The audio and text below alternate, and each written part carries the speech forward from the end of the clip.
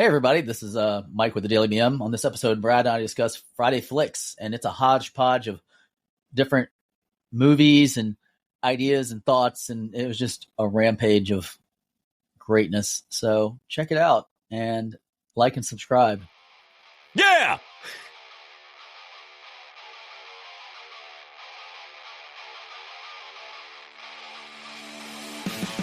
Hey, good morning, fuckers. Welcome to a Friday Flicks. What's going on? I got Mikey in the house with me. What's up?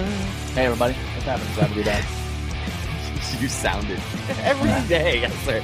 Hey, everybody. I'm glad to be back. Glad to be here. Glad to be here. I didn't know that it wasn't supposed to be for the here. end. I'm just waiting for the end. This is the end. Ding, ding, ding. Well, it is. It's the end of the week.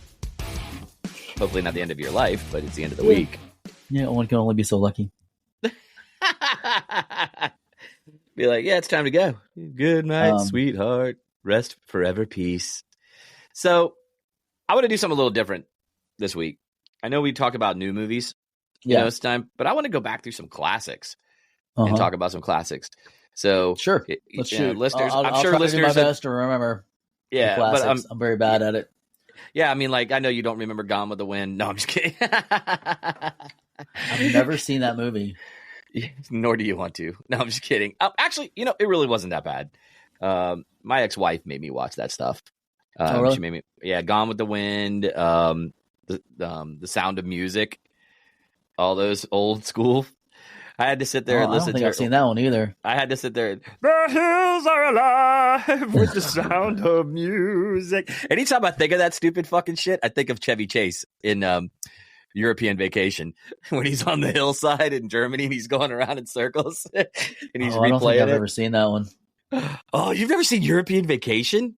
I don't think so. Not completely. No. Oh my God, dude. It is a fucking classic. I mean, honestly, every single one of the vacation movies, like Vacation, European Vacation, God, you don't remember Pig and a Poke? None of that shit? I didn't really like Chevy Chase. I didn't like Chevy Chase, but he was great in those movies. I didn't like those movies. Like everybody's like that one or the Christmas movie, wherever. What is it called? Oh, Christmas Vacation. Is it Christmas Vacation? The one where the sugar skull Clark. Like that's Christmas Vacation. I Vacation. find it that funny. Like it's kind of fucking lame, actually, in my opinion. I was like, oh my God, you know what? I found out now that you are definitely special needs. That's all I'm gonna say. Because there's something wrong with you. How can you not like Christmas Vacation, dude? It's like a classic. I watch it every Christmas. Every Christmas. I don't know. It just bores me. So does like Home Alone. Well, Home Alone's a little boring, you know what I mean? But Chevy Chase and that, dude, I mean, it's the whole family. Because the problem is everybody can relate to that family. Like the father-in-law who's an asshole. You know what I mean? Maybe I can't because I had no family. So yeah, you had no family. You only had your mom and dad. You know what I mean? But you never really got to see any of your other family. But like my family, dude, it's like spot on. You have that one cousin that is that way. Trust me, on my dad's side. You know what I mean? And then you have like the asshole father-in-law. You know what I mean? There's always that guy. But yeah, but the European Vacation, dude, where they win like this Pig and a Poke TV show and a trip to Europe, it is fucking hysterical. There's even a scene in there where his wife does this like, she does this little video with this old shoulder, the shoulder webcams. You remember in the 80s, the big old fucking TV cameras you had to carry around, VCR cameras. Well, or VHS, where they had to put the VH tape into the side of it and snap it into place. But he does this little film, and I guess they end up banging. It's presumed that they had sex on the film. So they get their camera stolen in France. Okay. Because the guy's like, yeah, I'll take a picture of you, no problem. And then he tells them to take their shoes off, get in the fountain. They all get in the fountain. The guy hauls ass with the camera and leaves them in the fountain sitting there. Well, the whole thing is that all of a sudden she's on the side of buses for like the number one fucking porn flick in Paris. So her face is on the side. This is his wife? Yeah, it's so because she does this whole dance routine, dude. It's fucking hysterical. And so she shows her tits, but not on, they act, because she takes the towel, but you can't see them. It's from the back. So it flashes Clark with the camera, and he's like, oh my God, you know what I mean? So they ended up going at it, I guess. And so they're both famous in Europe for this sex tape. But yeah, it's hilarious. But Speaking of, other classics, Forrest Gump, bro, classic movie. I'm still waiting for part 2. I mean, do you think they're going to really put a part 2 in there with his son and him? I mean, is that still in the works? I don't know. Because Tom Hanks is getting old, dude. Yep. I mean, they're not going to do. Yeah, now he'll be like, like a box of chocolates. I know what I got. You know what I mean? It's like, I don't know, man. So there's actually a book called Gump and Co. Gump and Co. Okay. It's a sequel to the Forrest Gump book. So it actually chronicles his life after the first movie ends. Yeah, at least he got rid of that bitch, Jenny. So there is a book. So if you want to read more about Forrest Gump, I mean, there's actually a book. 'Cause it's based off a book. So you can just imagine Tom Hanks playing Forrest Gump. I'll tell you, the one thing about that whole entire movie that I can never get over is what an asshole Jenny is. I'm sorry. I think Jenny's a bitch. She was a bitch to Forrest. She didn't come. She went out and did her thing and had her party fun. You know what I mean? Yeah. And then she turns around and wants to come back. And how do we really know that kid was Forrest's? Oh, we don't. That's the thing. We don't.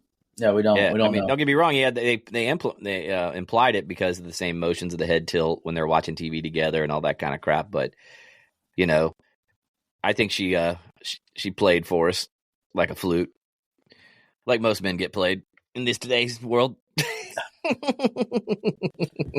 Yeah, that's a whole other topic.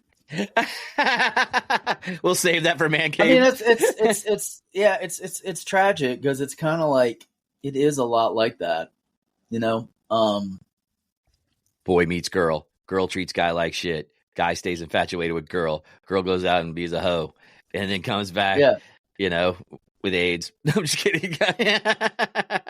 Actually, my wife argues with me. Even in like Starship Troopers, like had the same type plot line. Like the guy falls for the girl and then, does a bunch of stupid shit and the girl doesn't really give a shit about him. She dumps him.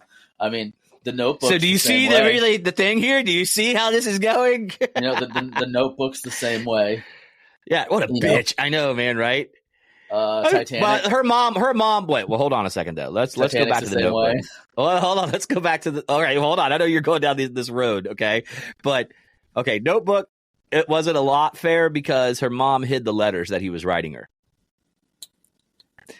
So when she found out, it pissed her off, and then she ended up leaving that. She ended up breaking off the marriage because she really loved Noah, right? Remember, was his name Noah, I think was his name in the movie? Yeah. So in that way, I'll defend the ladies on that one, in that movie, because she didn't know. The mom kept it from her. So she thought he was being a dick, not talking to her.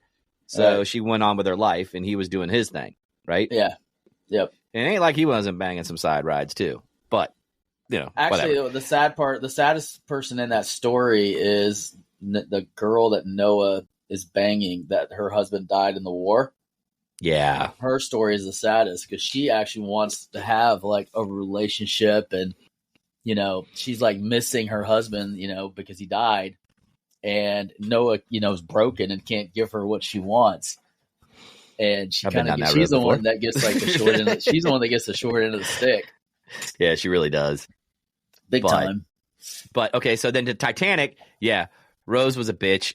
I mean, as well, because there was plenty of room on that fucking thing, on that headboard to get up on that bitch. Well, no, it's like... No, she's a bitch. She drowned Jack. No, I don't care what you say. It's way worse than that. He took the ultimate cold plunge.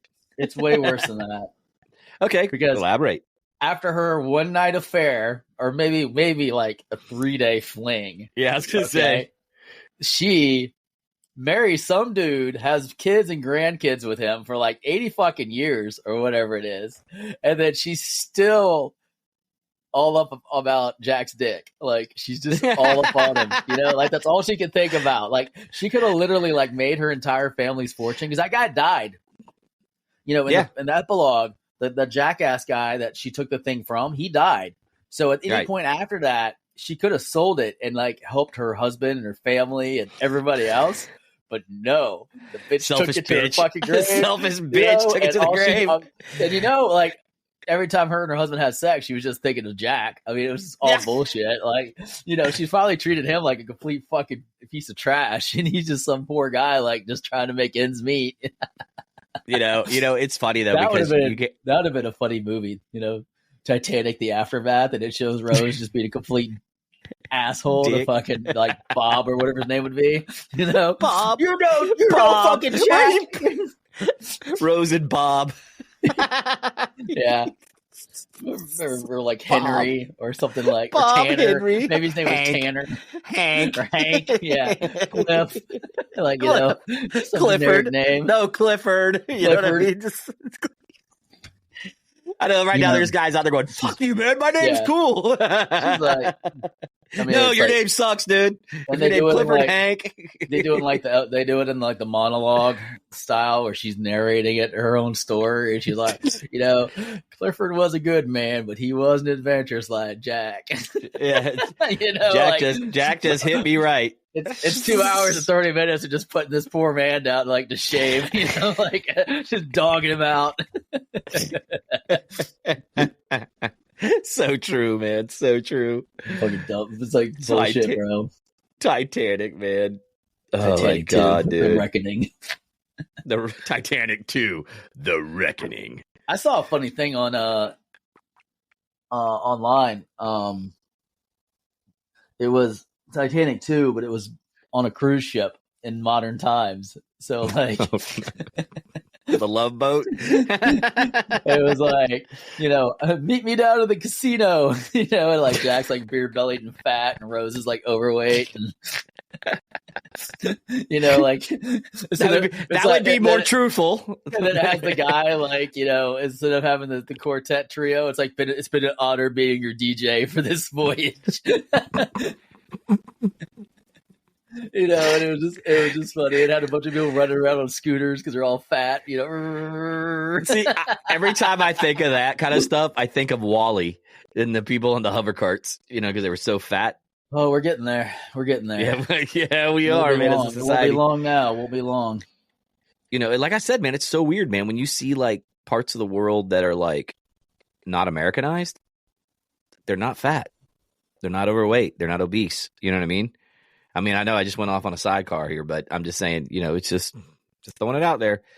And a lot of them claim because of the fact of, sugars, processed foods, and things like that we add in all these additives is what's keeping Americans fat.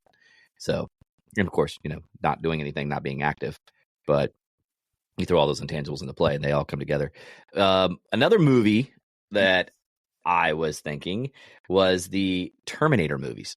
Okay, so dun, dun, dun. Like who is your favorite Terminator? And I know you're gonna probably say Arnold, but like what's your favorite Terminator from all the movies?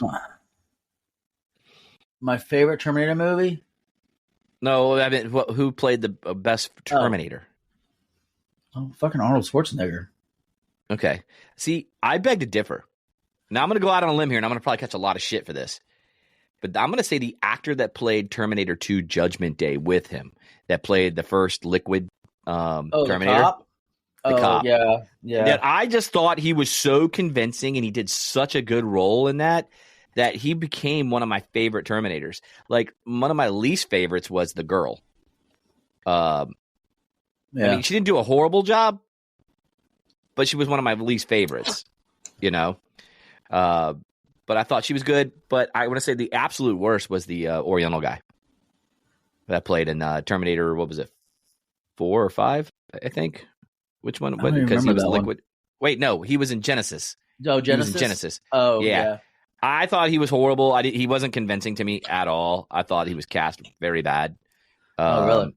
Yeah, I couldn't get into him being a Terminator. I know they were trying to mix it up, with nationalities and things like that, but I couldn't get into him being a Terminator. I was just like, okay, whatever.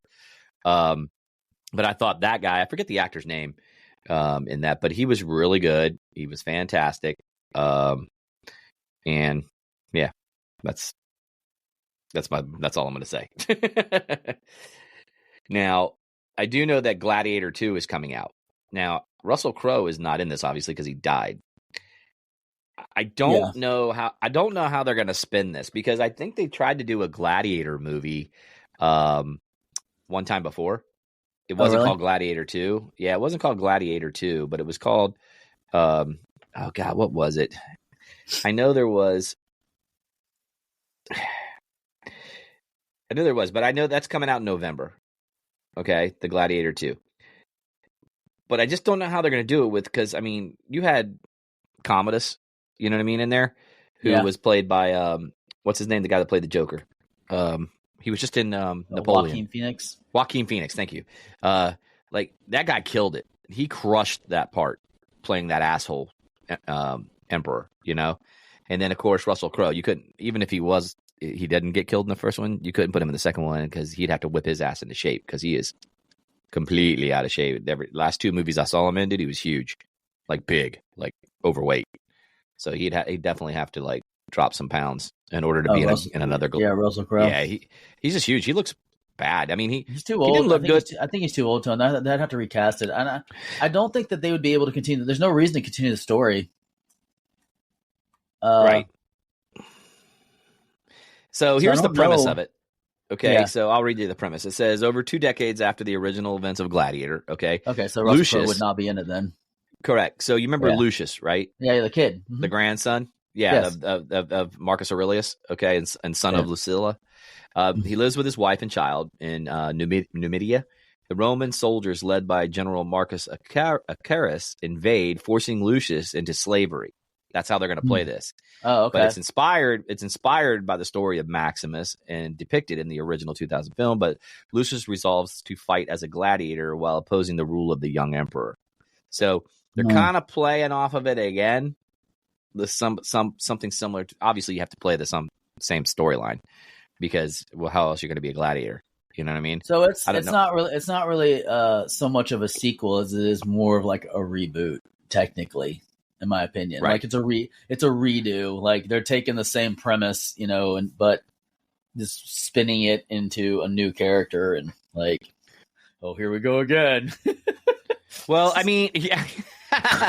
Well, I mean, they have a good cast, like Pedro Pascal, the guy that plays. They have a really good cast. Yeah, so I mean, he's playing Marcus Acarus, the Roman general who trained under Maximus. Mm-hmm. Then Denzel Washington is playing a power broker, right? Is basically the ones that sells them. Joseph Quinn is the emperor. So I mean, it's not like they don't have a decent cast. So you know, I'll watch it. But then you know, I always feel like it's hard to repeat something that's so successful. You know what I mean? So the sequels usually fall short. Mm-hmm. You know, unlike like Rocky movies. Like the Rocky movies, each time they got pretty much better. Well, because so there's a difference though, because that's like the continuation of one man's story through multiple fights. And it's just different opponents. It's the opponents that make the Rocky movies, not necessarily Rocky like Mr. himself. T, Dolph Lundgren, you know, even what's his name? Apollo Creed. But who was the other guy? But he died. He was a real boxer. He played in that one that didn't really get the best reviews because they went to the street one that was fought. The street fighting one. Yeah. Yeah. Oh God. I know who it was. He was a real boxer too. Fuck. Yeah. I can't think of his name off the top of my head. You got to look it up. I'm looking it up. But the problem is like, you know, with like the Gladiator thing, it was like, okay, like 300. The second one, you know, 300 Rise of an Empire, wasn't as good as the original 300, in my opinion. Oh, no, not at all. Not even close. Yeah. And the problem is I felt it was just incomplete. You know, I just didn't like it at all. Whether it was incomplete or not, I just thought it was kind of meh. It didn't really. There's nothing that stuck out about it with me. Oh, and by the way, for Rocky, it was Tommy Gunn, Tommy Morrison. It was the boxer. Tommy. He died of AIDS, actually. Oh, he contracted HIV. Yeah, you have AIDS. You have AIDS. Yes. I mean, I just think that one it just felt incomplete because the original 300 was completed. Right. You know, like with Leonidas' death and the Persians moving through the Hot Gates. That was the end of the story, and it just ended. It ended perfectly, and then they tried to piggyback it, you know, with this convoluted sequel, because it was kind of like, okay, why was Xerxes? You know, how did Xerxes become, you know, godlike?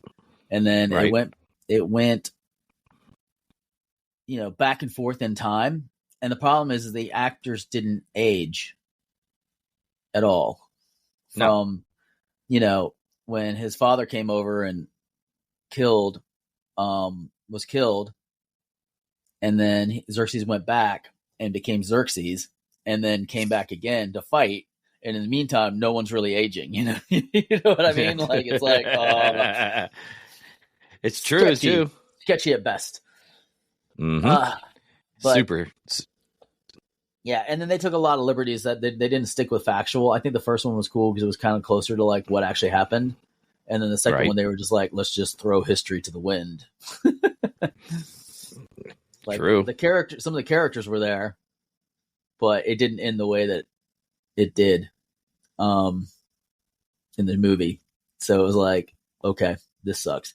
So I think the same problem you're running into with Gladiator. I think it's kind of like you can't.